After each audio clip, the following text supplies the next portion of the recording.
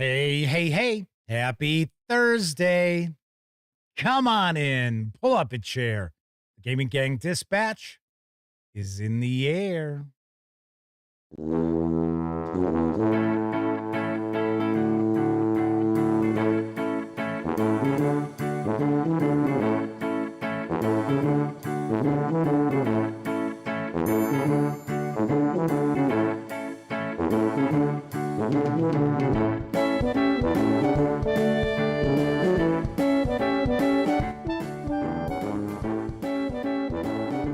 Howdy, gang, and welcome once again to the Duct Tape Studios.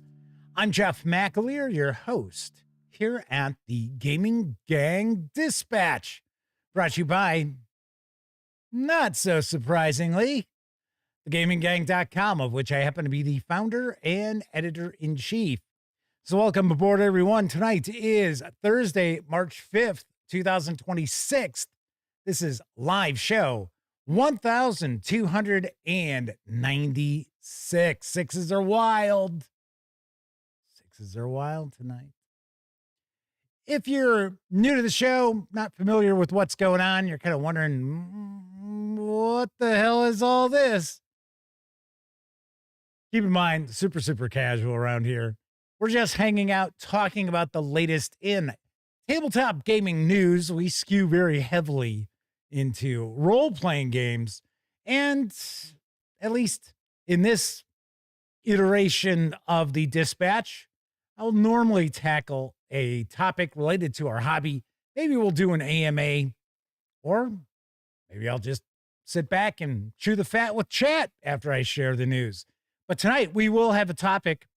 I'm going to talk about how your dungeon master, your game master, is not simply some unpaid entertainer sitting at your table. And sadly, that is how they are treated by quite a few gamers out there.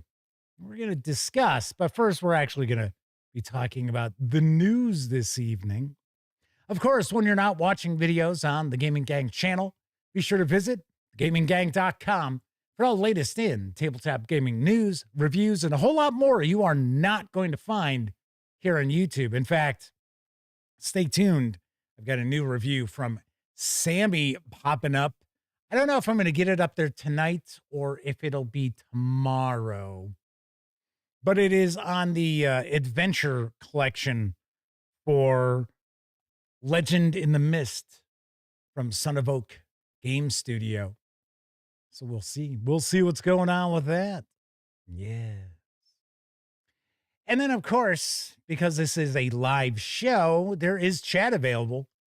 Now, you must be a subscriber to the channel for at least an hour before you can take part in chat. But if you check off that box and you want to say howdy, maybe you got a question, a comment, by all means, chime in. I'll do my best to respond. First out the gate tonight, 2 nights in a row, is Kevin R. Smith. Semper Buffo's with us, as is Matthew Blackwell, Keith Thulhu, Mark Evans, James Mitchell, the Madman, and we might have the lovely and talented Miss Sarah D. lurking in the shadows. The Madman's one of our chat moderators. Miss Sarah D is also one of our chat moderators, she of the glittery banhammer. Yes. So I was going to crack wise about the Department of Homeland Security, but I probably better not. Just say interesting changing of the guard, I guess we'll say. Yes, and Miss Sarah D is with us this evening, as is Dan Webb. That's right, Boomer Man Dan Webb. Pop it on in. So welcome, everybody. Let's jump on into the news, because there's a new Skirmish Miniatures game which has arrived by way of designer Joseph A. McCullough and Osprey Games. Here's the lowdown on Warriors of Athena, Heroes. In an age of monsters, humanity is besieged, sheltering in isolated city-states as the forces of destruction ravage the land. There is a spark of hope, however, the demigods. These heroes, born of the gods and granted some of the power of their divine parents, stand fast against the chaos. Explorers, warriors, and diplomats They sail the wine-dark sea, seeking adventure, battling horrific creatures, and protecting the helpless. Warriors of Athena can be played in 3 ways. Solo, with one brave hero leading their crew into the unknown. Cooperatively, with heroes banding together for a great expedition. Or with one player taking on the role of the Oracle, scripting scenarios and presenting challenges for the heroes to overcome. This heroes book contains all the core rules needed to play Warriors of Athena. With a simple D20 based mechanic, the rules are quick to pick up, while an extensive range of character options from arms and armor to divine origins, abilities, and treasures to discover makes your heroes your own. Create your demigod, assemble their loyal crew, and set out into the perilous Aegean to forge a legend. Players will also need the rules for scenarios and adversaries, which you can find in Warriors of Athena Quests. It is a separate book. So the reality is, to play Warriors of Athena, you need 2 volumes. We'll talk about the other one probably on Tuesday. This 128-page hardcover carries an MSRP of $35. If you want to grab just the PDF, you can do so for $24.50. I am tempted to reach out to Osprey Games. Maybe check this out. Yes, I'm kind of curious about it. And of course, Joseph A. McCullough is the mastermind behind Frostgrave, Stargrave. What is the Rangers game? The Rangers of something deep. I've never had a chance to check it out. But yeah, very nice. Very nice. Dan Webb says Osprey Publishing has good quality stuff. Osprey Publishing has been around for a long, long time.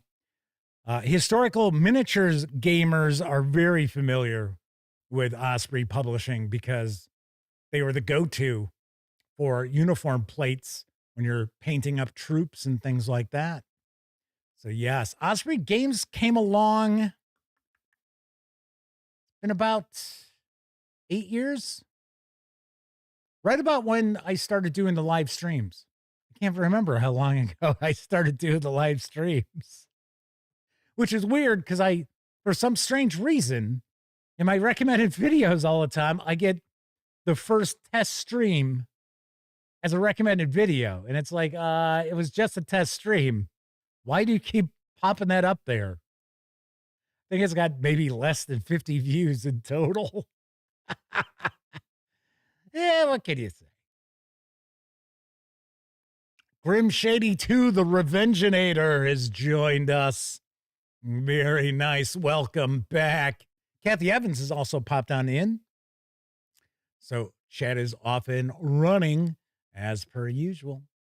Now there's a new Traveler supplement which has landed in PDF. It's also available for pre-order from Mongoose Publishing. Here's what I know about the Core Expeditions.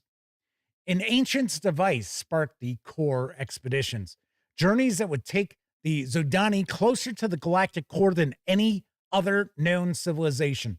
Spanning thousands of years and costing trillions of credits, the Zodani are now over halfway to the center of the galaxy. However, all is not well, and the consulate has been keeping secrets. The travelers may be the ones that solve an interstellar catastrophe before it reaches charted space. The Core Expeditions takes referees and travelers through the 8 expeditions, discovering stellar abnormalities, ships, vehicles, animals, robots, and more. This book covers the extensive history of the expeditionary forces, the beginning of the Core Expeditions, and includes notes on running an expedition as a traveler campaign.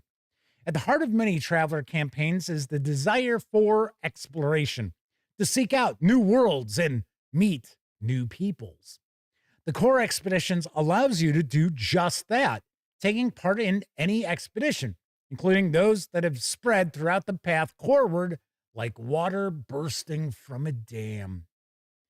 See, this is the kind of adventure we were talking about last night. A spacefaring tale. the 140 plus page hardcover. I'll tell you why I'm telling you the 140 plus in just a moment. With PDF, can be pre-ordered for $49.99. If you want to score the PDF right now, you can do so over at DriveThruRPG for $24.99. Reason why I said 140 plus pages is because this is up on DriveThruRPG as a PDF, and it indicated it's 21 pages in length. And that's where I first stumbled across it, and I thought, wait a second. No way. Like, there is no way Mongoose Publishing is charging $24.99 for a 21-page PDF. So, of course, I went to the Mongoose Publishing website, which is where I got these images I'm sharing with you. And it does not have a page count for the book, but I looked at the lower right corner of the final page that they're sharing a preview of, and it's like page 141. So I'm going to take a guess it's probably 168 pages. That would be my guess. Just a saying. Just a saying. But yeah, it looks pretty cool. It's pretty interesting. Sweet. Rangers of Shadow Deep. Thank you, Mark Edwards. I don't know why I couldn't think of Shadow. Like, okay. Let's see. Matthew Blackwell says they have a couple of role-playing games from Osprey. Their books are really nice. Sadly, they don't support their games all that much. That's the problem. They'll come out with some pretty cool role-playing games, and most of the time, it is one and done. And that's kind of a bummer. And I say that all the time. In fact, when I review role-playing games I've reviewed some of their miniatures rules too. Mainly it's their RPGs. But I've even pointed out in my review score, I usually will point out when I'm giving my review score that keep in mind, it is very possible that the role-playing game that I'm reviewing is going to be the only time you're going to see anything for it. Now, I do understand that sometimes some of the creators will release stuff in PDF on DriveThruRPG. It's not necessarily through Osprey. I know Joseph A. McCullough does that all the time too. But still, yes, Osprey does have great stuff. Mongoose Publishing has great stuff too. Got to be honest, production quality on Mongoose, always good, always top notch. I know people talk about the pricing. Yes, I get it. I get it. Matthew Blackwell says, Traveler is something they'd like to get into. Does anyone know what books you need to get the game up and running? So what I would take a guess is you have not been keeping your eyes peeled for bundles that pop up. So what I always recommend, and we'll see them for Traveler every few months. We'll see one pop up. It's usually not Bundle of Holding. It's usually Humble Bundle.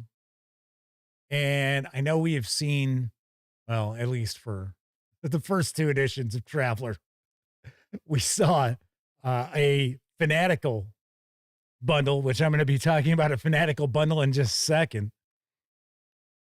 So you can usually jump aboard Traveler at a pretty good price with a bundle, because you should have the core book, the equipment catalog, probably want to have High Guard, which is the ship supplement for the most part. Those will be the three I would recommend having. As far as like adventure campaigns, there are a good number of them out there for second edition of Mongoose Traveler, and they tend to have quite a bit packed into them. The adventures themselves, there are softcover adventures that get published. I think they were running about 60 pages or so for the most part. They include a good amount of adventuring in there as well. Grim Shady says Osprey's strength in the UK, at least, is some of the RPGs in digest size are around the 10 to 15 pound mark.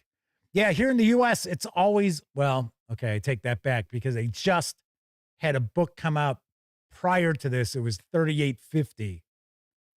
But for the most part, they're usually 35. It's 35 bucks.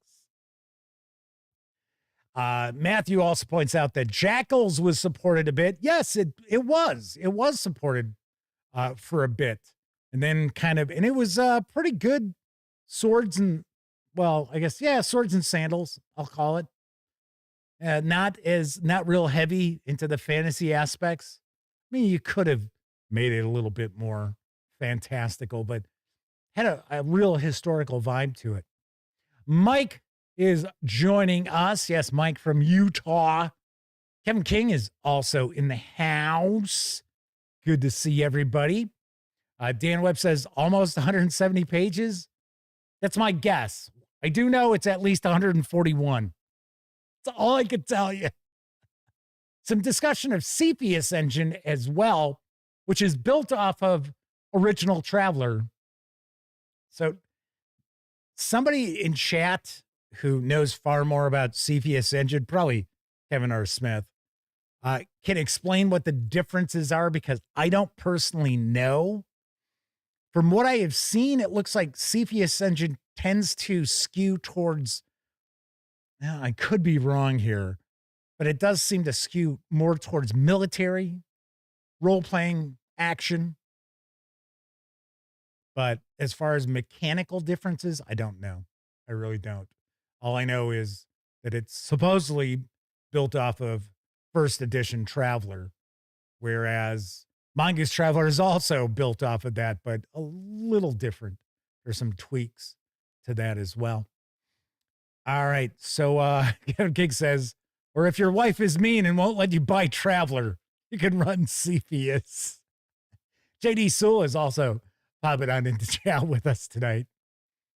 On our next news piece, the Tales of Sand and Scales 5e Dungeons & Dragons bundle is one of those new RPG bundles we were talking about yesterday that is available on Fanatical. And I got the deets on the deal. Set off on a series of new adventures with this sensational selection of up to 32 5e D&D books from the award-winning masters of Dungeons & Dragons, my good pals over at Kobold Press. Discover a cavalcade of new campaigns, adventure modules, supplements, source books, and more for a fantastic price. Tier 1 offers 5 products to spice up your adventures, like Warlock Southlands. It's a zine, which expands on the Southlands region of Midgard. If you follow the gaming gang, you know how I feel about Midgard. Big thumbs up. Also provides in-depth setting lore. Now, of course, that's not the only thing you're getting in Tier 1. Tier 1's $1, just so you know. Tier 2 ramps up the goodies, offering brilliant books like Tome of Beasts Layers Volume 2, a smashing supplement packed full of standalone adventures for levels 1 to 15. And then there's the amazing Tier 3, which will unlock the full 32 PDF treasure trove of RPG greatness with books like the Southlands World Book, a stunning campaign expanding on the Midgard setting and packed full of new content, player options, and much more. You'll also get the Southlands Player's Guide, the companion to the World Book, offering you even more content and options. Collect your copy, grab your dice, get adventuring today. All these products will be redeemed through Drive-Thru RPG. Now you can jump aboard for $1. I'd buy that for $1. Or you can go all in for, get ready, $14.99. You will get all 32 of the PDFs, which are on offer, some of which I have reviewed. Yes. I have reviewed some of them, including the Southlands World Book, City of Cats. I like that one as well. That's an adventure collection. You've got plenty of time to take advantage because this bundle is going to run through April 28th. And for some strange reason, we've got one of the incorrect images floating on up there. And I tell you, what's the point of me putting in all this work just to have some stupid... What was it? What is it? Slide 4, I think? I tell you. That's what happens. You're watching a live stream and always something going wrong. Well, I take that back. There's not always something going wrong. But yeah, there he goes. Kevin is like, apparently some Shadowrun books too. Yeah, wise ass. Yeah, there's plenty of Shadowrun in it. All right, smart guy. JD Soul says Osprey's Jackals is a game they'd like to get to the table. Trying to remember if they had some solo rules with that. I don't believe there were solo rules in the core book. Another pretty decent role-playing game from Osprey, which got one book of support, is the Heirs to Heresy. And it was about the Templars. I thought that was kind of cool. I reviewed it. I thought that was interesting. Yes, it was. Anyway, there are a bunch of new RPG bundles available over at Fanatical. I'll be sharing more news next week about them. They all run about the same length. They're all running through the end of April. And I believe it's to celebrate GM's Day. So there's that. See, funny enough, I thought GM's Day was just simply a concoction of drive-through RPG. Maybe it is, because that's how you get your PDFs with this deal is through drive-through RPG. So that is a possibility. Moving right along, the sequel to the Dragon Slayer Codex is currently crowdfunding for author Sawyer Lee. And I've got the scoop on Dragon Slayer Codex Unslain Dragons. Dragon Slayer Codex Unslain Dragons is a large hardcover tome that asks a single question. In a world of dragon slayers, what lies beyond their reach? Within is a compilation of artwork, field notes, and written records guiding the reader through sunken bogs writhing with infected worms, continent-scale boneyards teeming with endemic fauna, distant sky seas ruled by four-winged sky dragons, and more. This volume follows the pursuit of the most elusive, dangerous, and poorly understood dragons known to humanity and the ecosystems that have grown around their continued presence. So what's inside? Newly documented dragon species and regional variants, expanded ecological and behavioral analysis, field records from slayers, dragon forecasters, and undercity travelers, accounts of failed defenses, lost settlements, and adaptive tactics, observations on how sustained dragon presence reshapes human culture and psychology, how animal species continue to evolve in response to draconic presence, detailed diegetic maps for each habitat. Unslain Dragons explores dragons as dangerous megafauna with a shared evolutionary history. But unlike lesser beasts, discover what makes them more. Iron-infused teeth resistant to decay, metal skeletons that rust in death, breath weapons ranging from a sniper's bullet to personalized plague, and enough muscle to fly despite it all. Within the world of Avervast, dragons are presented as evolved animals with defined ecologies, behaviors, territories, and shared anatomical structures. The work preserves their mythic scale through observation and consequence, grounding the mythic splendor of dragons with natural adaptation to their unforgiving world.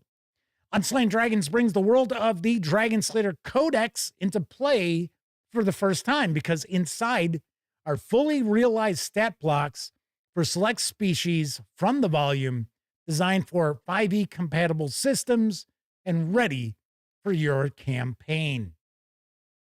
There is a short, it's less than a minute long, Kickstarter video. We'll get a little closer look at some of the artwork. So let's take a peek.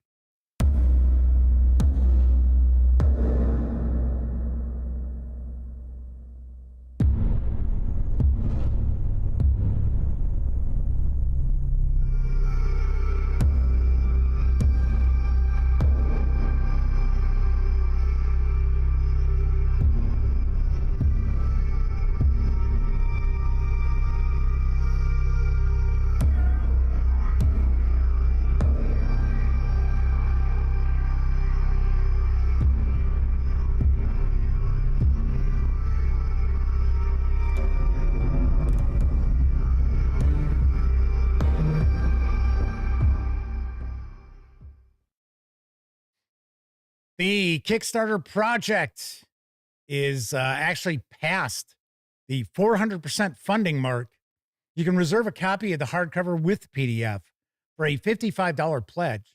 If you want to grab just the PDF, you can do so for a $20 pledge through March 19th. Yes, it is in its final 2 weeks.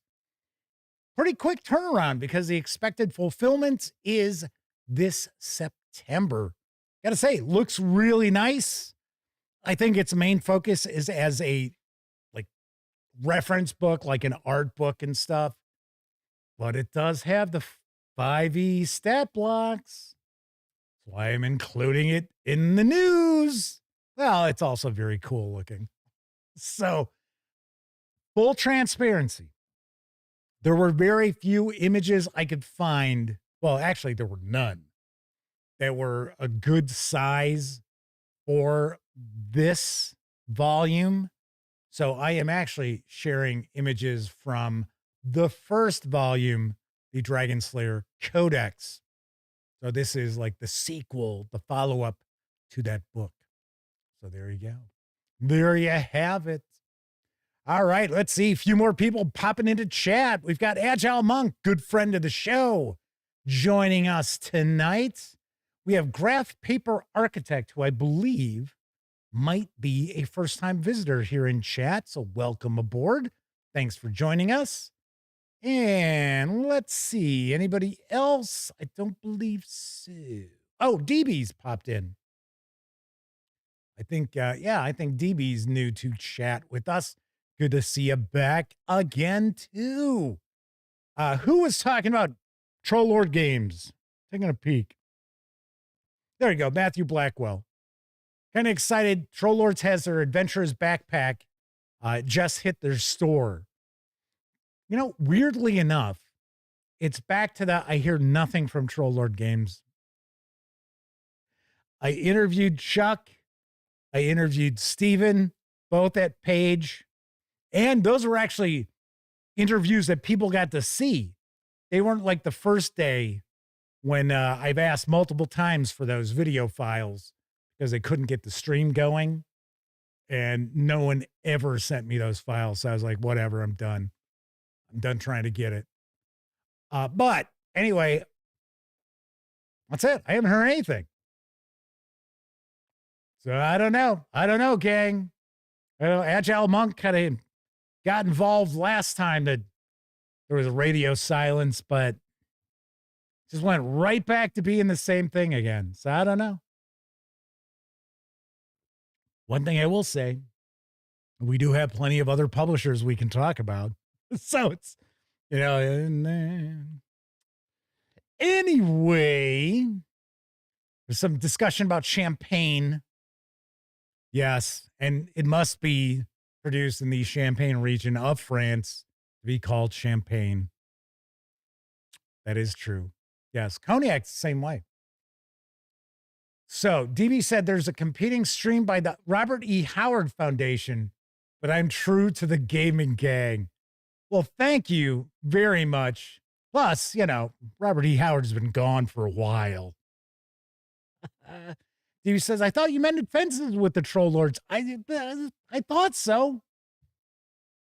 If you checked out the interviews from the Philadelphia Area Gaming Expo, they were a lot of fun, joking around, having a good time. And then nothing. So I don't know. Yeah, it is what it is. But I'm just telling you, folks, it's not me. Right? It's not me. Moving right along, let's talk about my final news piece. Onyx Path Publishing has released the genreless role-playing Story Path Ultra Core Manual. Here's what I know. The Story Path Ultra Core Manual presents a way for you to use Story Path Ultra to power whatever world you have in mind. They've created this book so anyone can use Onyx Path's system for their own private tabletop game sessions. Many people over the years have talked about how they've hacked one of the Onyx Path games into different shapes to play in their favorite worlds. So this book is here to allow them to give you advice on how to build your game using Story Path Ultra from the ground up. Within these pages, you'll find the complete core rules for Story Path Ultra, expansions on the core rules, as well as building block systems you can drop into games as needed, advice on how to run and adapt Story Path Ultra to your needs, 3 example settings to showcase how to use Story Path Ultra or to run as games in their own right. The 253-page standard color hardcover with PDF can be had over at TTRPG for $44.99.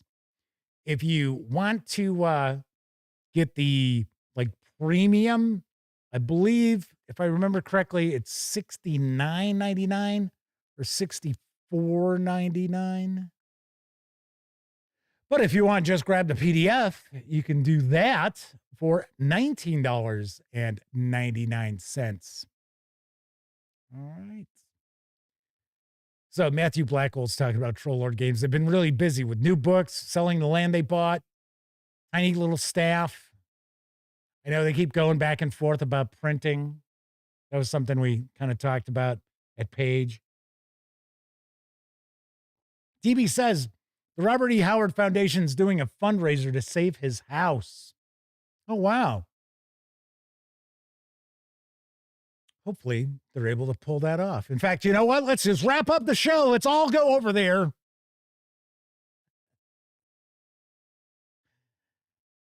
Dan Webb says, Onyx Path sounds like GURPS.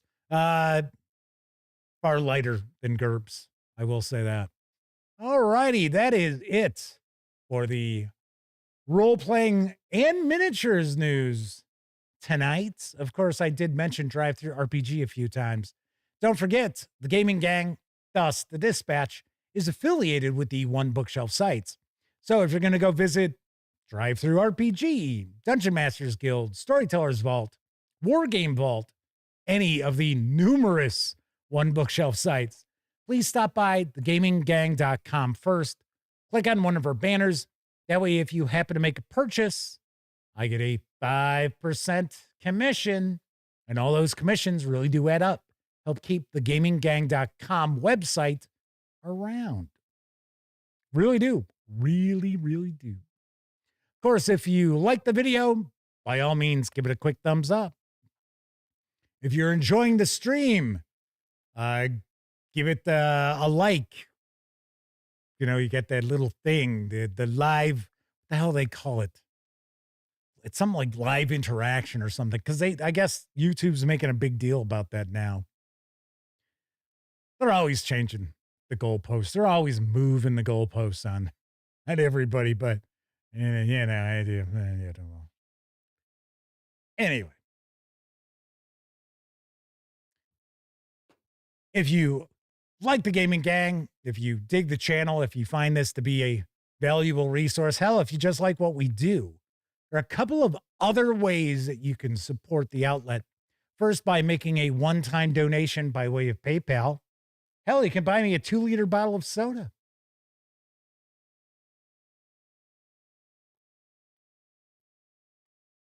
Intoxicating. No, it really is only diet soda. So, or as some people refer to it, diet pop. I'm not one of those people. It's soda, but That's just me. And of course, you can also become a monthly member of our Patreon. You can find links in the show notes. Also, down in those show notes, you're going to find an invite link to our Discord server. It's absolutely free to sign up, so be sure to hang with the gang over on Discord. Yay! Tessie Trekkie asks, diet soda pop? I don't think I've ever heard anybody refer to like a cola or anything like as soda pop. I've heard it in movies or TV shows and that, but I've never heard soda pop come out of like someone's mouth who is like live and in person. Keith Lewis says, or as I refer to diet soda, raw sewage. Oh yeah, there you go. You got that too. Madman points out, if you enjoy cognac, try Armagnac. Also French brandy. Yes, because that's what cognac is brandy. In case you didn't know. I know the Madman knows, but in case anybody's watching, weren't sure what cognac was. Yes, it is a brandy. It just has to come from the cognac region. Yeah, I probably know more about cognac than I've told the story before. I'm not going to tell it again. But when I was a bartender for about a dozen years, I worked for like high-end resorts. So yes, we sold very expensive cognacs, like $200 for an ounce cognacs. All right, let's see. Kevin R. Smith asks, is StoryPath a generic version of their knockoff of the World of Darkness dice pool system? I got to be honest, I don't know. I have not reviewed any Onyx Path Publishing stuff. Sammy has. Sammy's reviewed some of the, what is the series? It came from the series. That's why I always like to do the, it came from beyond the grave. Because that's one of them. It's one of the games. So a little discussion about some Kobe beef going on. All right. Kevin R. Smith does point out diet soda in the 70s did taste like raw sewage. Oh, Tab was awful. I remember as a kid, I think it was a friend of my mom's. We were over at their house and she's like, oh, here, have a can of soda. And it was Tab and it was like,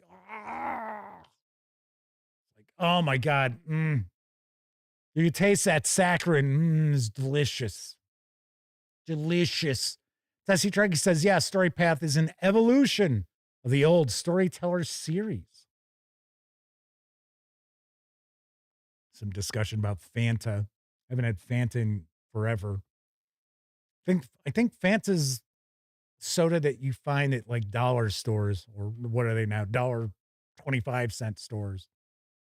Because that's where I've usually seen it. I usually only see orange Fanta, though. I'm not an orange soda fan. I'm not from Texas. I know orange soda is a big deal in Texas. So is Dr. Pepper. But they refer to everything as a Coke. At least they did about 20 years ago.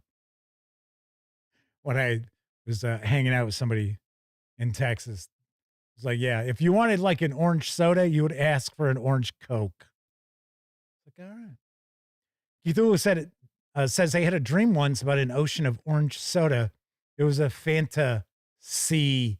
Ba-dum-bum. There you go. There you go.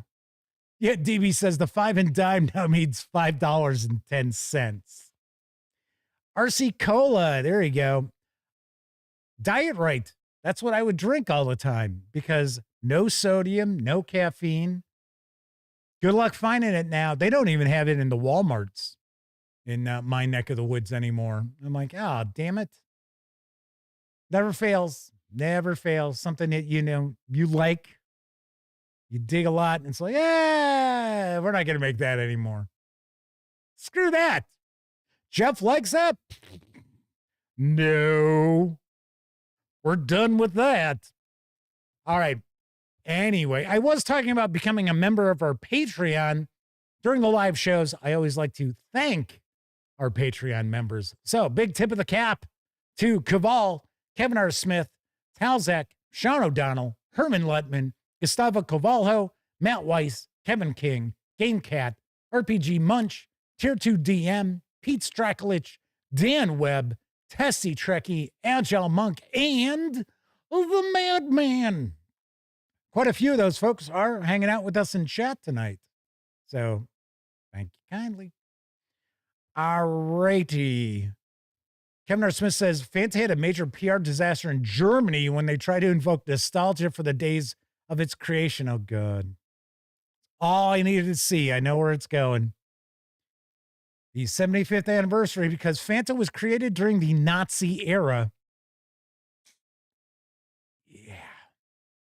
I had a feeling that's where it was going.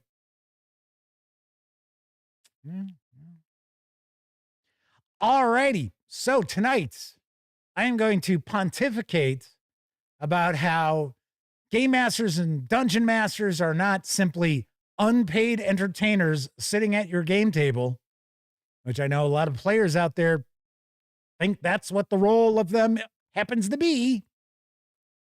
I might get a little feisty about this too. I don't know why I was like I'm weaving and bobbing and weaving. Take a little out with you. Yeah, that's right. I make a fist and get ready to throw punches like a near 60-year-old man would. Anyway, so that is going to be our topic tonight. But first, I think it's time for a brief intermission. It's intermission time, folks.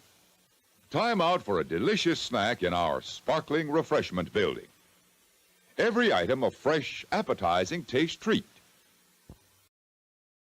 Where's everybody going? To the refreshment center. It's everybody's favorite spot for delicious, tasty food, from a snack to a full meal. Drinks, coffee, hot chocolate, and ice-cold drinks of all flavors, plus all the extras, including gum, ice cream, candy. Make your evening at this drive-in even more enjoyable. The refreshment stand has everything to make your visit here a pleasant one. Why not get something now? A cast of internationally famous actors. A production that is unparalleled for its breathtaking costumes and scenic effects, based upon historical documents. To be presented soon in this theater. The Loves of Hercules. A truly exceptional film in CinemaScope and Eastman color. Produced by Alberto Manca, under the experienced and accurate direction of Carlo Ludovico Bragaglia. Hercules, son of Jupiter, is victorious in the most spectacular exploits beyond the powers of human beings. Played by Mickey Haggerty, whose powerful and statuesque physique is superbly adapted to his winning performance. Jane Mansfield, blonde and fascinating actress of 20th Century Fox, one of the most beautiful women of the international screen, in the double role of Deianira and Hippolyta, brings to the film the entire range of her talent as an actress and her feminine fascination. Massimo Serrato, the brilliant Italian actor who brings you his incomparable performance of the complex and difficult part of Lico, which will long remain in your memory for its power. And other outstanding actors well known to you. Rossella Como, faithful handmaiden to Deianira. Tina Gloriani, rising star of the cinema as the Queen of the Amazons. Arturo Bragaglia, forceful and convincing in the character role of Iolaus. René Dary, unforgettable interpreter of Grisby with Jean Gabin. And Giulio Donini, Moira Orfei, Andrea Scotti, Andrea Aureli, Sandrine, and a host of others whom you have admired in numerous films. The Loves of Hercules. You will gasp at the amazing and terrifying mythological monster, the fearful Hydra of the gates of the Inferno, the first creation of its kind of such great dimensions and accuracy of movement. The gigantic monster of the Cave of Death. The spectacular and frightful Valley of the Human Trees, desperately wailing for a return to life. The reconstruction of the city of Icalia, with its powerful and forbidding walls, and hundreds of other fascinating and astounding features. The Loves of Hercules. A co-production, Grandi Schermi Italiani S.p.A., Contact Organization PIP. Produced in the studios of Cinecittà. The Loves of Hercules. Soon in this theater.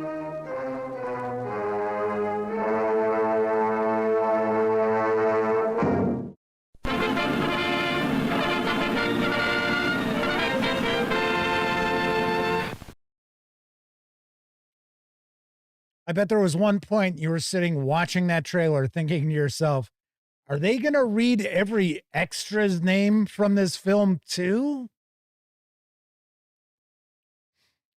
I love, it's like, okay. So I know, yes, I get it. It's an Italian film, an Italian production, I guess we'll say. Let's get Jane Mansfield, the blonde bombshell, the Marilyn Monroe light, or I guess we could say poor man's Marilyn Monroe, from Hollywood. Let's get her in this movie and let's make sure that we don't have her displaying blonde hair. Make sure she's a brunette and a redhead so that most people won't even recognize who it is. It's like, God. Yeah, yep. TV says, wow, this dude says powerful even more than Donald Trump does. Yes, I mean, the way they were making it out was like, oh, the Hydra is historically accurate because we studied the remains of Hydras in ancient Greece. It's like, what? Matthew Blackwell says, that looked horrible. Just saying. It is supposed to be one of the worst Hercules movies of all time. Sadly, there are other films which are worse, but they flagged for copyright, so I couldn't share them. Sorry. You know, I always like to try to share a trailer that's got something to do with the news that we covered. So that counts towards the Warriors of Athena news piece. All right. Pete Straklich has joined us in chat as well. So tonight, our topic, and it's not going to be a super long, detailed topic, but it is something that I wanted to get into a little bit, because I want to say, I think it was Chris Lundgren had mentioned this in chat the other day, talking about how, yeah, you know, the GM is also a player at the table.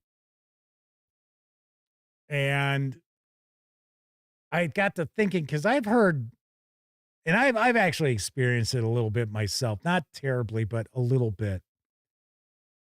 But yeah, I have heard that a lot of times, a lot of people out there who are game masters, dungeon masters, whatever, referees, if you want to call them that their game table treats them as if they're an entertainer. Like they've been brought in to keep the table entertained, and it's their responsibility to make sure that everyone is having a great time.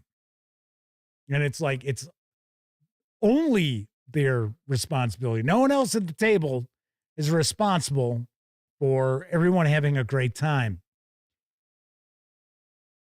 And that's bullshit.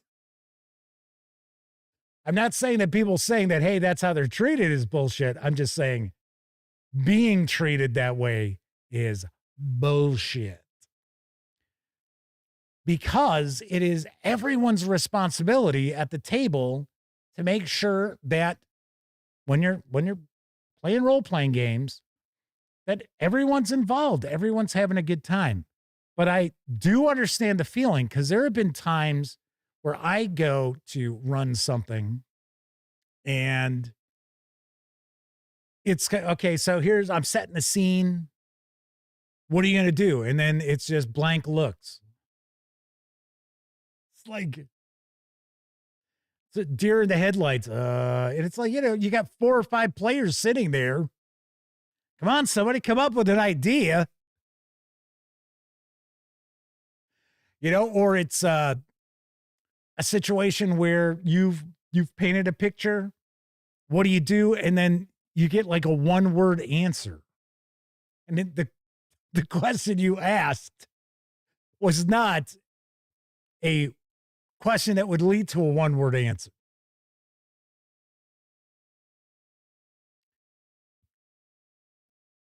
Tessie Trinky says, I saw this earlier, but I figured I'd wait till we got into the discussion. It says, to repeat, GMs are unpaid cat herders. PCs are slightly more destructive and thick-headed, I should say, than a 4-month-old kitten. At least the kitten can't drive me insane.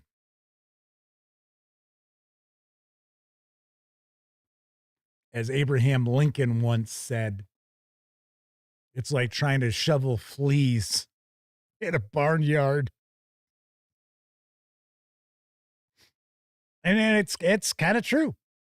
It is kind of true. DB's asking, is this the result of the paid Dungeon Master thing? Critical Role? The surfeit of live plays? I don't know. I gotta say, if you were, okay, so if you are someone who is paying a Dungeon Master, whatever, GM to come in, and everybody's shelling out $25 and it's supposed to be like 4 hours of gaming, and maybe you got 6 of you sitting there, that person's going to take home $150 from their 4 hours. Yeah, I'm expecting to be entertained. I would say I would be expecting the Game Master to be prepared and have something already lined up for us to be doing. I would not be very happy if I sat there and I shelled out, the 25 or 50. I mean, I've heard $50 a person to sit down and have somebody be looking shit up in the rule book. I'd be like, what the fuck is this? Yeah, here, let me write you a check for that 50.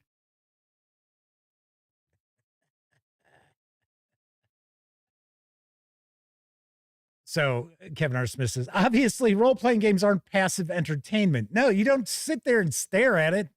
It's not television. It's not a film. It's not YouTube. It's not TikTok. Peace Rackledge says their Stennard campaign, session 5, begins in about 10 minutes. I knew it was going to be some comments about how player characters are going to die. Sure enough, Peace Rackledge points out that the body count so far is 5, and it's about to get insane. Do you have your players roll up like 3 or 4 characters at one time, and then put the other 2 or 3 like off to the side? I put them in a folder. It's the backup folder. So when one buys the farm, you just roll out the next one in their lineup. Kevin R. Smith says, I doubt it's Critical Role since everybody on that show is an entertainer. I would agree with you on that. Let's see. Matthew Huxwell. It is Matthew, right? Damn. I don't know why I'm zoning tonight. I am kind of zoning. Is popping on in Mark. That's it. It's Mark Hawkswell. Why was I thinking Matthew? Like I said, been a long day. I've been celebrating all day, you know, the changes at DHS.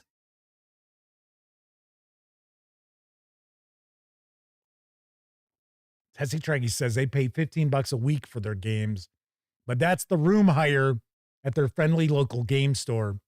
And the social contract is the GM doesn't pay it if there's 4 more players. Right. Just like I get a kick out of a lot of people. I mean, if you don't know about it, you don't know about it. But if you're getting together for a game and let's say you order pizza, normally it is common courtesy to not have the game master kick in towards the pizza.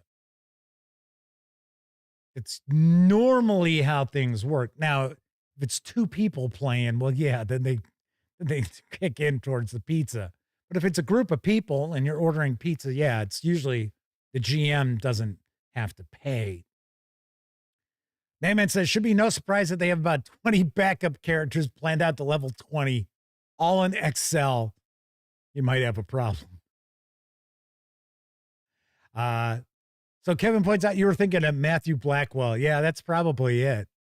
Yeah, that's probably why. I was like, yeah, too many Wells and M's and anyway, so back to the topic. Because I'm curious about how those of you who are watching live, hanging out in chat, how you've tackled this, because I guarantee you've seen it. Nobody who has game mastered for like more than a year has not had a situation where they sat down with a group of players and it was sort of like everybody's like looking at you like you're a dog owner with the treat and they're the dogs, like, right? And of course, if you are watching after the fact, maybe even on Memorex,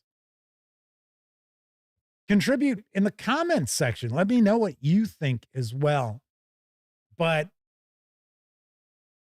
to me, it just feels rude. And I think like something else that falls into this, and I've talked about this before. If you're a player, now I don't expect my players to run out and go buy the core rule books for whatever I end up running. Number one, if you were part of Chris Lundgren's group, Chris isn't with us in chat tonight, he's constantly changing role-playing games. He talks about it all the time. He's always running something different. And I think he's got multiple groups of players. So no, I would not expect my players to go out there and pick up the core rule books for every single game that got run. But if you are going to run Dungeons and Dragons, Castles and Crusades, Traveler, Fallout, something that you're planning on running and you're planning on sticking with, that it's something that everybody at the table is excited about, you as the game master are also excited about, because that's a big deal. Don't get suckered into running something you don't want to run, because you are not going to have a good time and your players are not going to have a great time either. Anyway, it's another topic down the line. But I expect someone at the table to at least download a system reference document. Please. Most popular role-playing games out there have the system reference document. A lot of games out there have quick starts, which are free in PDF. I always recommend that a player or more than one player at least pick something up like that and give it a read, so that as a game master, you're not the one who has to sit there. And I've talked about this before. I mentioned this and I said this to my players. And the game master has enough that they have to juggle. They have to try to keep everything straight, what's going on as far as the adventure that's taking place. Gotta try to make sure you don't mix up NPCs or whatever. Try to make sure that the session is as entertaining as you can possibly make it, without anybody losing an eye. So if the game master also has to sit there and regurgitate the rules to the players constantly, what is the point of them running a game? If that's going to be how things are, and I've said this time and time again, I'll go play Baldur's Gate 3. I'll go bust out the Rogue Trader from Owlcat Games, which is actually really cool. I'll go do that. Because why should I have to invest all the time, all the energy into a game session, and everyone else at the table is just sitting back like, okay, well, I'm just gonna soak it up. So what die do I roll to attack a monster again?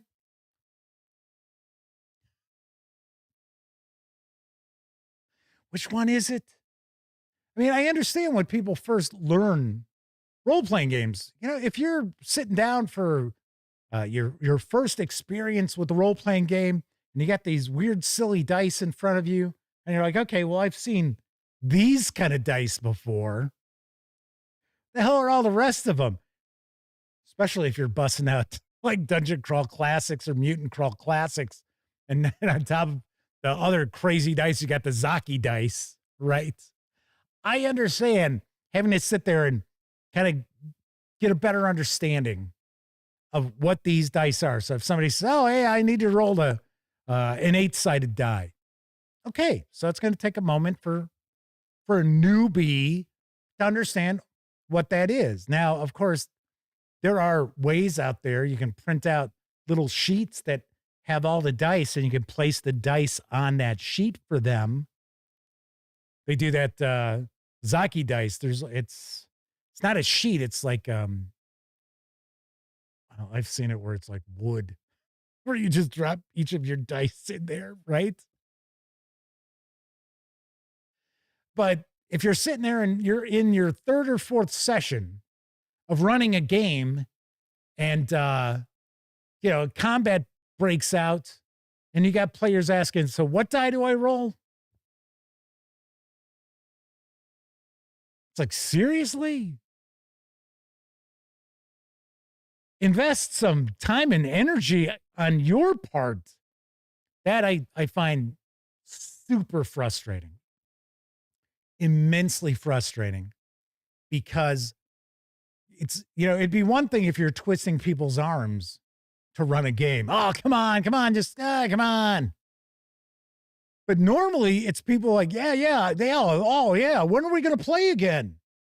Then you get together and it's like, I thought you want to play this game. You can't take a little bit of time. So to me, it's like, I know people are talking about, is it because the paid GMs that people think, well, I'm sitting at the table here, entertain me. Are you not entertained? I don't think it's that. I think a lot of it boils down to how people are just so self-involved now. Not to say people haven't always been self-involved. I mean, there was the me generation, right? But it just seems like nowadays some players sit down at the table like it's sort of like, oh, well, I'm going to reward you with my presence and sit down and play this game with you. And it's sort of like, hey, dude, don't do me any favors, okay?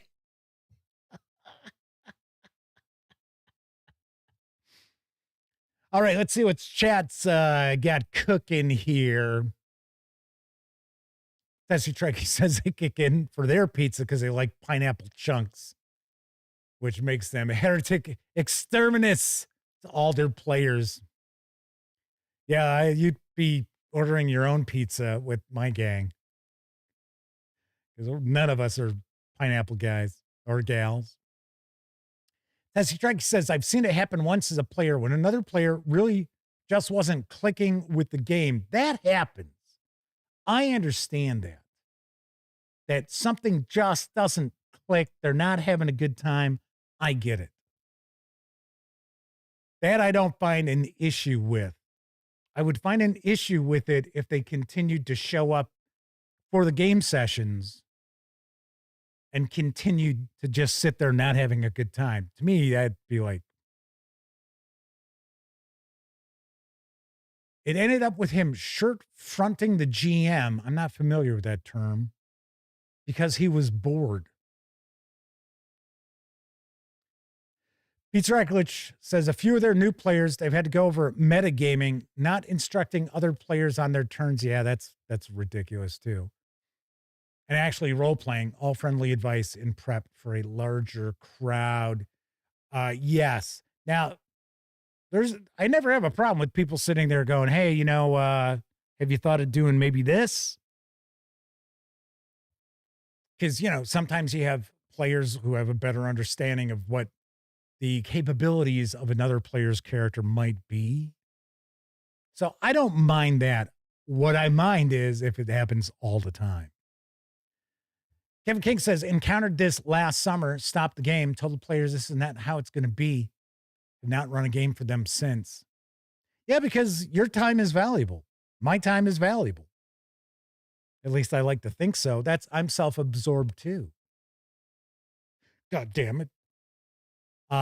Shirt fronting, grabbing someone's shirt to get close up in their face. They got up in their face. Yeah, that kind of falls into one of the rules we were talking about that I've gleaned from a lifetime of gaming. The game is not worth losing a friendship over.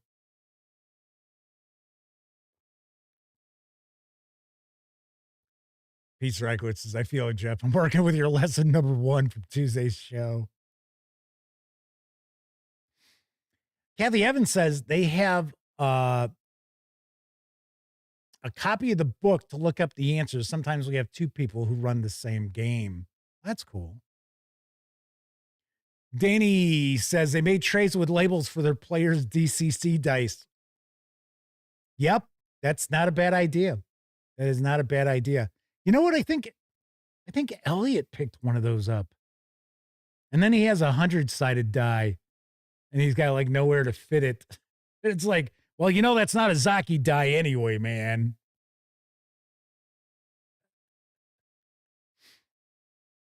W. Forge is wishing everyone a good evening. Welcome.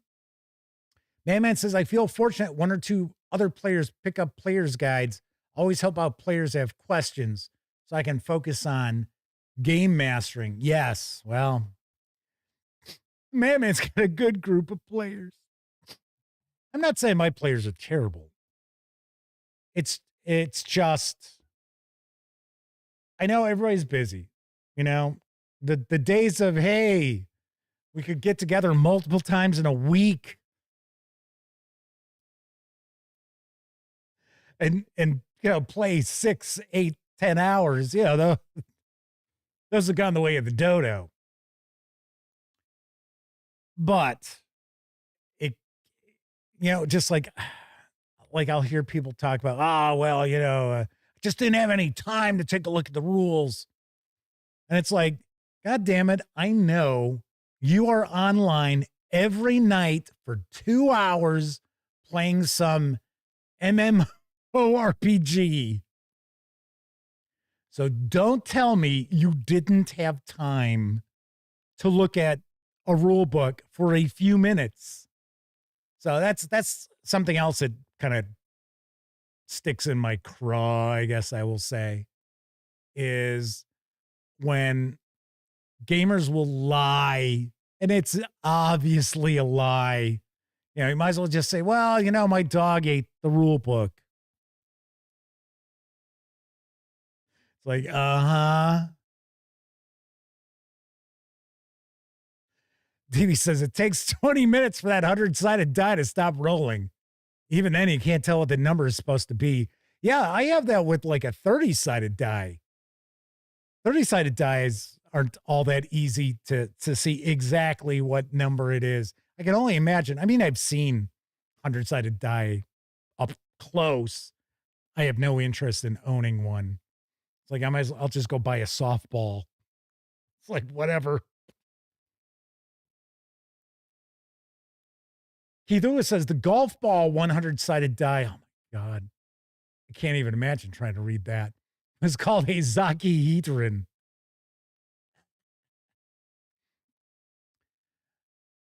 Dan Webb asks if any of my players are watching now. No. Only person who catches the show, and they don't watch all the time, is Elliot. And usually it's not live. Usually it's because he works from home. A lot of times he'll like catch up with shows after the fact.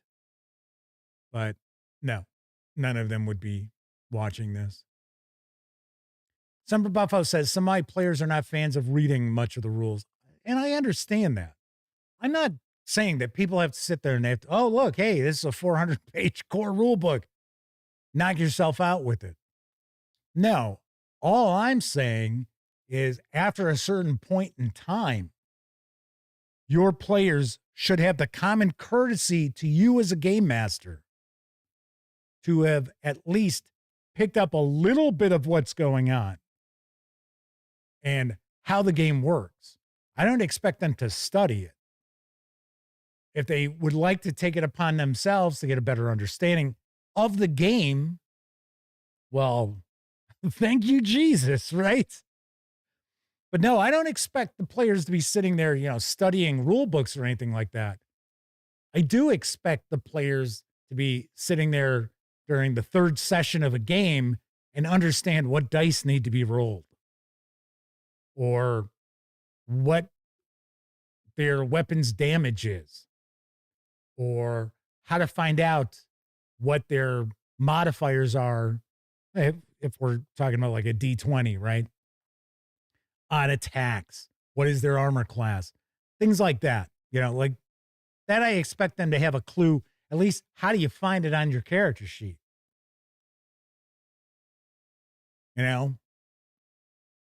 So, I mean, when you're running like, having run Call of Cthulhu for so many years, it is pretty damn easy for the players, for the most part, to find stuff on their character sheets because the skills are all there, mainly in alphabetical order. One of the reasons I'm not a fan of the breakdown of the skills for like extreme and difficult and stuff like that with the 7th edition of Call of Cthulhu is because it makes the character sheet a mess. Also, not all that easy for the players to find the information, right? If I want to call for a listen roll, right? I need to know what is your listen so I can make a secret rolls, I should say. I need the players to be able to find that. But so, like I said, I was kind of spoiled because the character sheet kind of laid everything out. But another thing I find, and I've heard from game masters about as well, like with fantasy role-playing games, where you have players who can't be bothered to find out what their character class abilities are or what a spell is. Okay, well, these spells. What do those spells do? I don't know. But this is the 6th session of this game. Every time you want to cast that spell, you ask, hey, what does this do?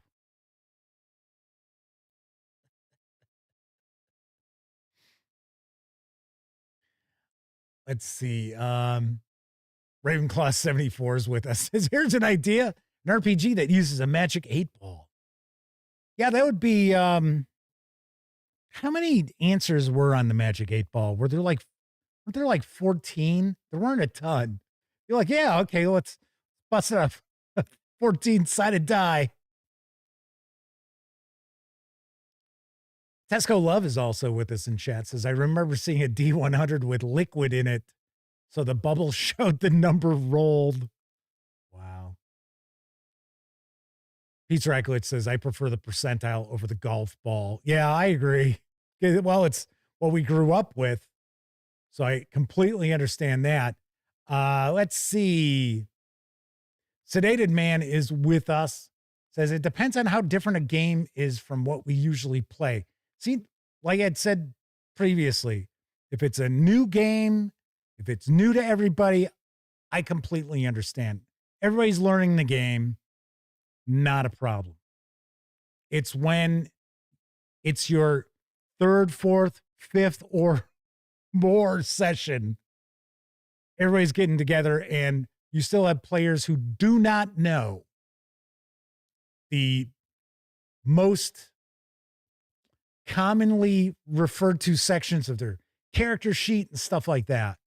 That's when, to me, it looks to me as I don't have any respect for you as a game master or this game or the other players at the table.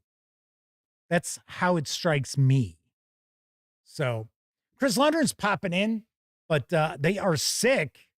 It's actually Chris Lundgren was the inspiration of tonight's topic.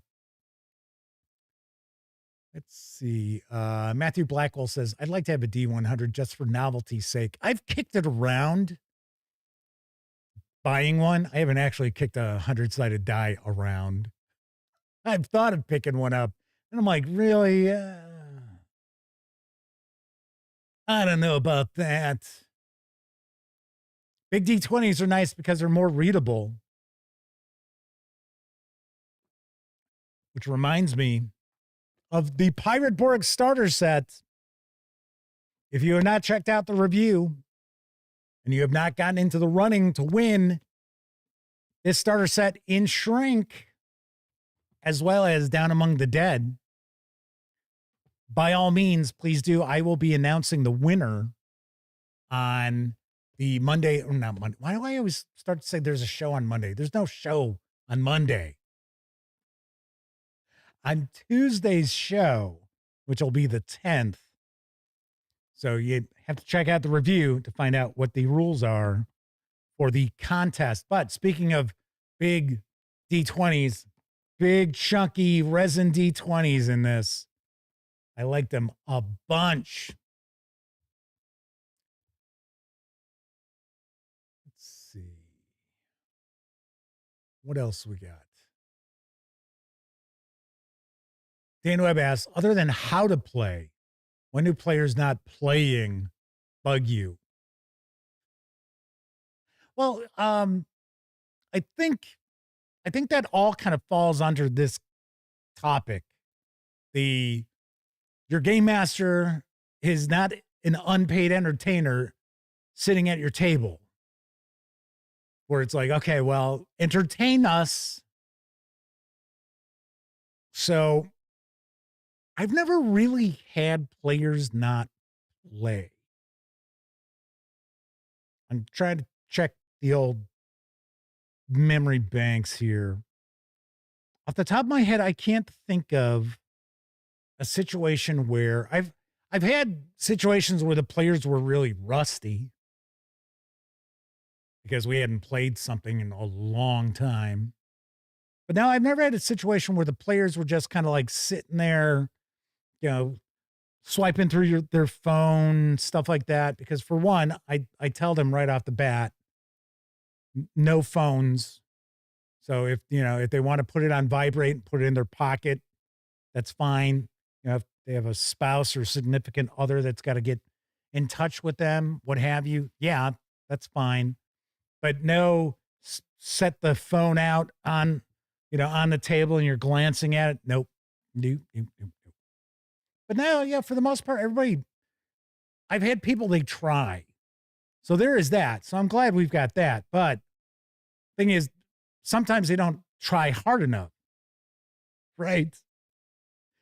So, like I said, I mean, it's when people are just learning how to play, of course, it's going to take a while for things to click.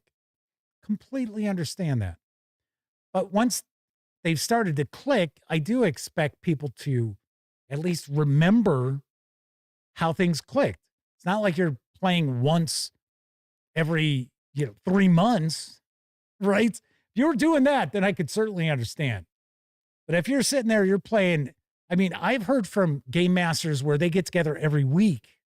I don't have that opportunity, but that they got together every week and they would have players who, months into their game still were like, so what kind of damage does this weapon do? It's like, it's right there on the character sheet.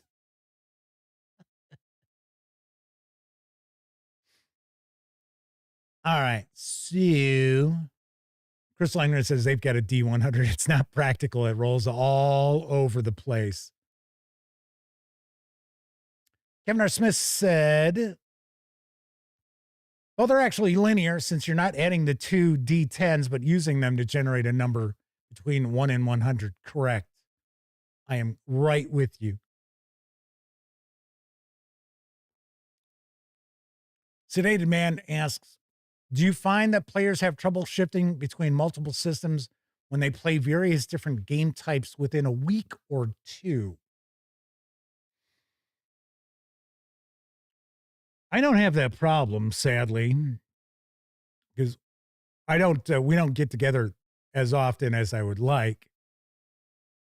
You know what? I would think, maybe I'm just kind of spitballing here, but I would think if people play multiple systems and they get together pretty regularly, that those players are probably pretty involved.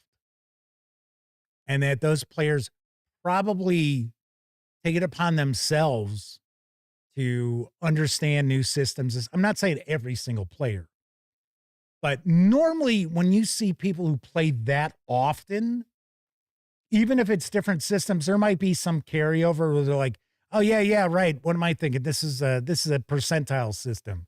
This isn't a D20 system, something like that. But I wouldn't think that it's suddenly, they show up and it's like, well, I don't remember anything. I have no idea.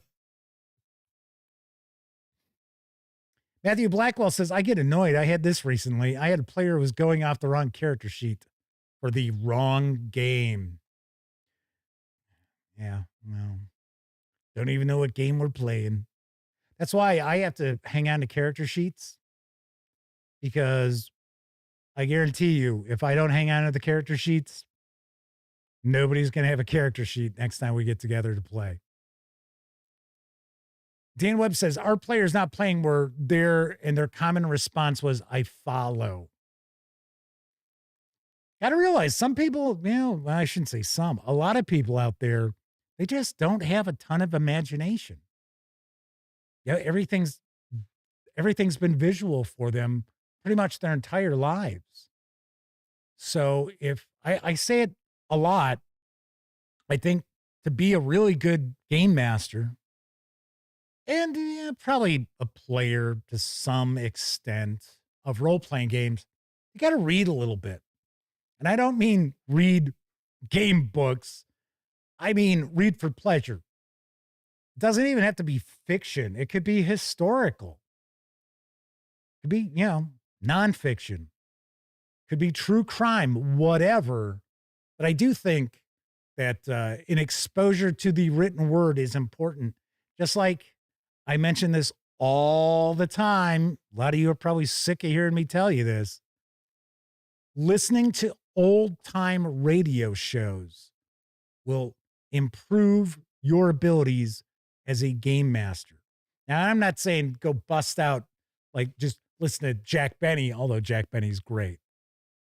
I'm talking about listen to shows like Gunsmoke. listen to how words paint a picture. Now, some old-time radio is just awful, where it's like, oh, so you see that man across the street? Oh, the one who's got the umbrella in his hand and wearing that black cap? Why, yes, and he's got those poorly polished shoes on. Yeah, that's not too good. But for the most part, there are some classic, especially later in the run of old-time radio. So you start listening to shows from the 1950s, for the most part, will paint a very nice picture for you without any visuals whatsoever. Okay, so we're getting ready to wrap up. God, change the format. Every show is like an hour and a half. It's like all we're doing is the news and a topic, and we're running hour and a half. It'll be more than an hour and a half by the time I wrap this up. So I do want to get through the last of the chat messages here. I got, it's funny. I got an email, what was it, 2 weeks ago? Talking about how they really didn't like how I read stuff out of chat. And it's like, well, you got to realize a lot of people watch this stream, both live and after the fact, on their televisions. You don't get chat on your TV if you're like using like a Roku box or something like that. As far as I know, you don't. So I think it'd be kind of weird if I start like answering questions, just throwing answers out, and people are like, what's the context of that, Jeff? No, I murdered them all. Okay, so Chris Legner says, no, you're like, what? What? Who murdered who? What? All right. Anyway, Chris Legner says they started using a set of sand timers to place in front of players to keep things moving along to really improve the game sessions. They see the sand running out. They use 10 minutes and 5 minutes. I've heard of that before. Danny says, my 6 players all have known each other for decades, so the table talk is very difficult to wrangle sometimes. That can be an issue, most certainly. There have been a couple of times where I just, it's weird as this. I've had to like put my foot down. And I'll usually ask, so did we come here to just hang around and talk, or are we here to play a game? So just let me know, because if you just want to hang out and talk, I can put this stuff away and we can just shoot the shit. That usually brings people back around. J-Man says if they pull out phones, I pull out chainmail rules. Yeah, the first edition with all the errata. Chris Leinman's pointing out X-1. Yep. CBS Radio Mystery Theater. That's 70s. So yeah, I like CBS Radio Mystery Theater.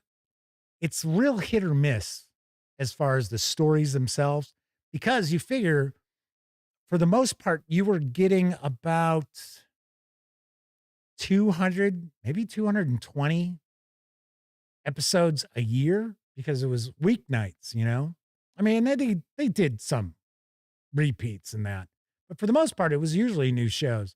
So there are some really good episodes of CBS Mystery Theater, and then there are some pretty less than stellar. TV says, why, Jim, why are you holding a gun?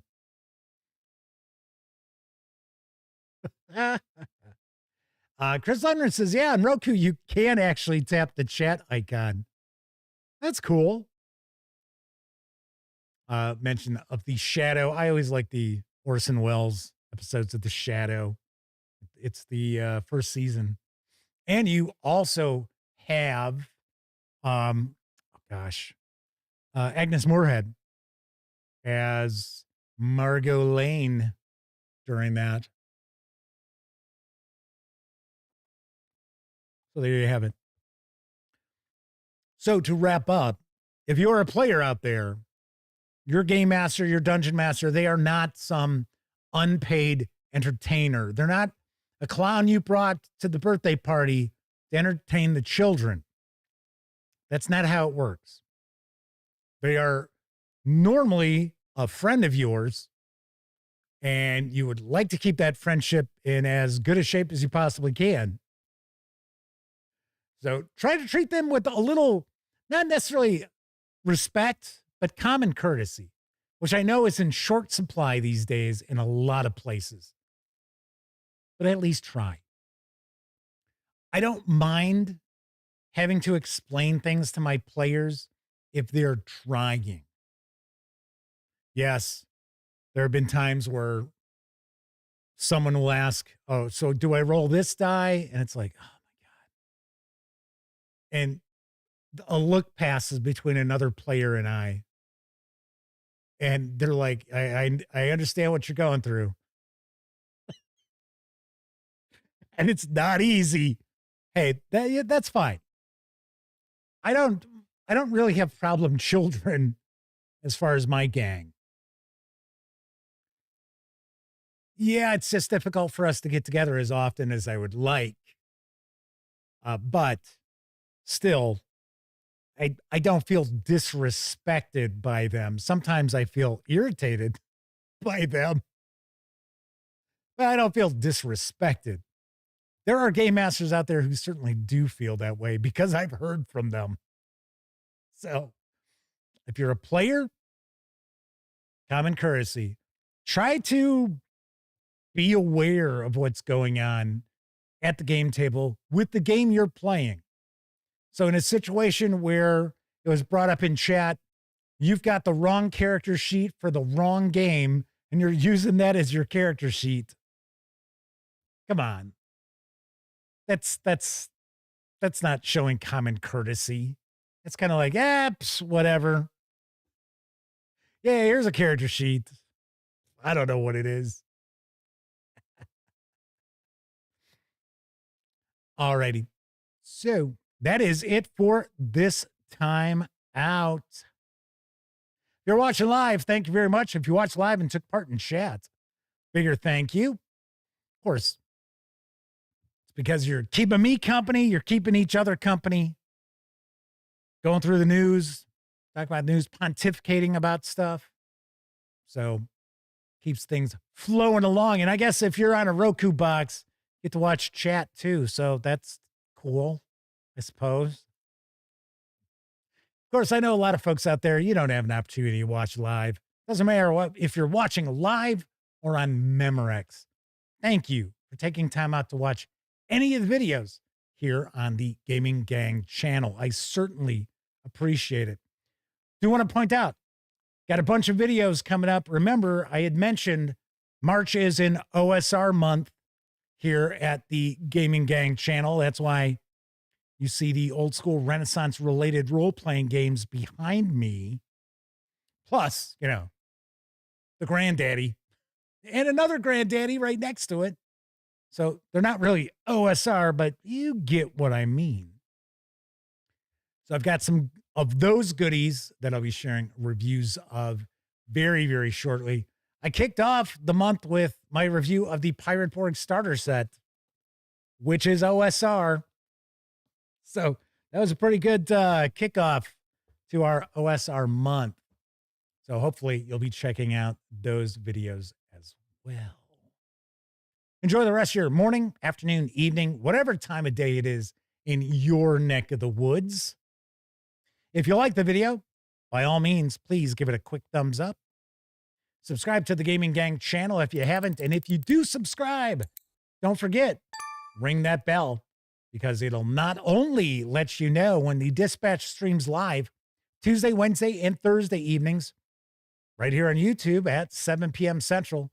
It'll also let you know when I share other videos, such as, what do we got laying around here that's getting a review? Most of the stuff is upstairs. Oh, here we go.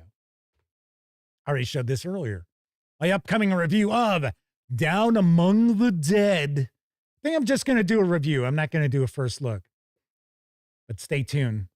Down Among the Dead is getting a review It is for a Pirate Borg from Limithron and Free League Publishing.